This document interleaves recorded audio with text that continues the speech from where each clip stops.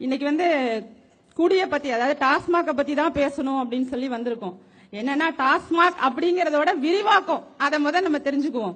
டாஸ்மாக் அப்படின்னா Tamil Nadu state marketing corporation, அதாவது தமிழ்நாட்டு மாநில வாணிப மையம். வாணிபம் செய்யறதுக்கு சாராயத்தை தான் வாணிபம் செய்வோம்னு அதோட பேரை வச்சிருக்காங்க. இந்த கொடுமை எந்த ஊர்லயும் எந்த நாட்டிலயாவது இருந்திருக்கா? சாராய வியாபாரத்துக்கு தான் வாணிப மையம் அப்படின்னு பேர் வச்சிருக்காங்க. அதை விட ஒரு பெரிய அடுத்தடுத்து பார்த்துட்டே வாங்க. டாஸ்மாக் எப்ப வந்துச்சு, அதோட வரலாறு எல்லாமே நாம் எல்லா இடங்கள்லயுமே சொல்லிக்கிட்டே வந்துகிட்டு இருக்கோம். இருந்தாலும் குடிப்பழக்கத்துக்கு இந்த அளவுக்கு அடிமையானதுக்கு காரணம் அதை அரசாங்கம் வச்சு நடத்துறதுனால மட்டும்தான். அதுல எந்த விதமான சந்தேகமும் கிடையாது.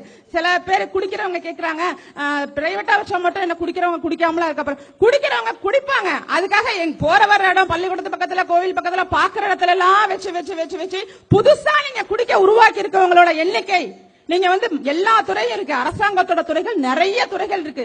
எந்த துறையுமே இந்த அளவு முன்னேற்றமே இல்ல. ஏன் இந்த டாஸ்மாக் துறை மட்டும் இவ்வளவு முன்னேறி இருக்கு? அதுக்கு மட்டும் நீங்க மார்க்கெட்டிங் ஆள் போடுறீங்க. எப்படியாச்சும் இந்த அளவு இன்னைக்கு வித்தே ஆகணும். தீபாவளிக்கு இந்த அளவு நம்ம டார்கெட்டை ரீச் பண்ணணும்னு சொல்லி விக்கிறாங்க. என்ன காரணம்? மக்கள் அதை புரிஞ்சுக்கணும், மக்கள் உணர்ந்து பார்க்கணும். சரி, 5 ரூபாய்க்கு சாப்பாடு போடுறேன்னு சொன்னாங்களே, அதோட காரணம் என்னன்னு தெரியுமா?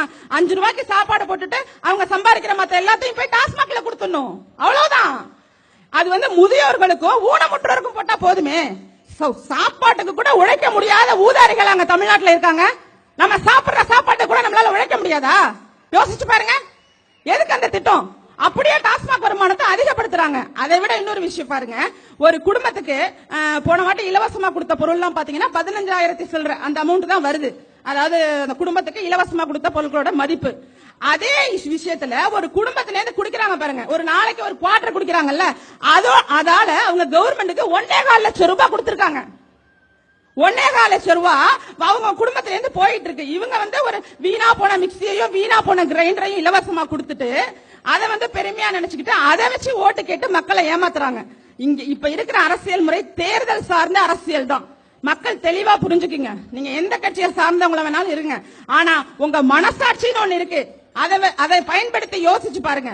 இன்னைக்கு நான் இங்க நின்று போராடுறேன் அப்படின்னு காரணம் என்னன்னா, நம்ம மருத்துவர் ஐயா ஒரு போராளி அப்படிங்கறத நான் வந்ததுல நான் ஒரு வருடமாவே நான் பாத்துக்கிட்டு இருக்க கட்சியோட செயல்பாடுகளை.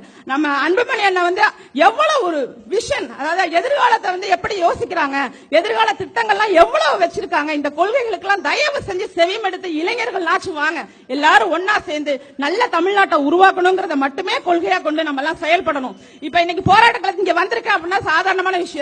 சின்ன பிள்ளையில இருந்து என்னுடைய பாட்டி வந்து ஜான்சி ராணி என்ஏன்னு சொல்லி நேஷனல் ஆர்மி சிங்கப்பூர்ல ஜான்சி ராணி படையில இருந்தவங்க.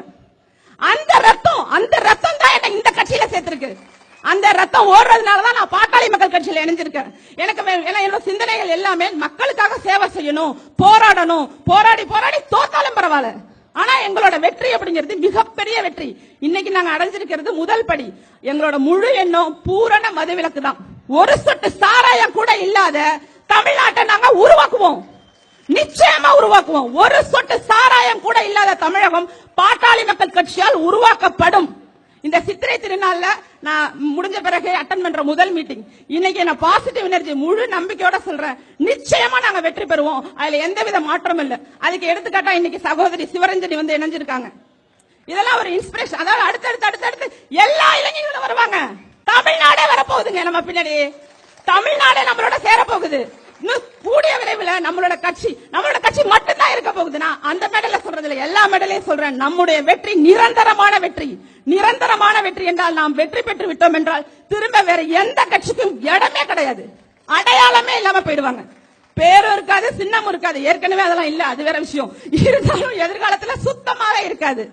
இதே மாதிரி நம்மளோட முன்னேற்றம் இதுல மட்டும் இல்ல, எல்லா விஷயத்திலுமே நம்ம போய்கிட்டே இருக்கோம். நீங்க பொதுமக்களை சந்திக்கும் போதெல்லாம் சொல்லுங்க, இந்த மாதிரி டாஸ்மாக வந்து முழுமையா ஒழிக்கணும்னு பெண்கள் நினைச்சா அது நம்ம ஐயாவால மட்டும்தான் முடியும். எல்லா பிரச்சனைகளுக்கும் தீர்வு நம்மள்ட்ட இருக்கு. உங்களுக்கு என்ன பிரச்சனையா இருந்தாலும் அதுக்கான தீர்வு எங்கள்கிட்ட இருக்கு அப்படின்னு நீங்க பாக்குறவங்கள்ட்ட எல்லாம் சொல்லுங்க. எல்லாரும் இணைந்து செயல்பட ஆரம்பிப்போம். நன்றி, வணக்கம்.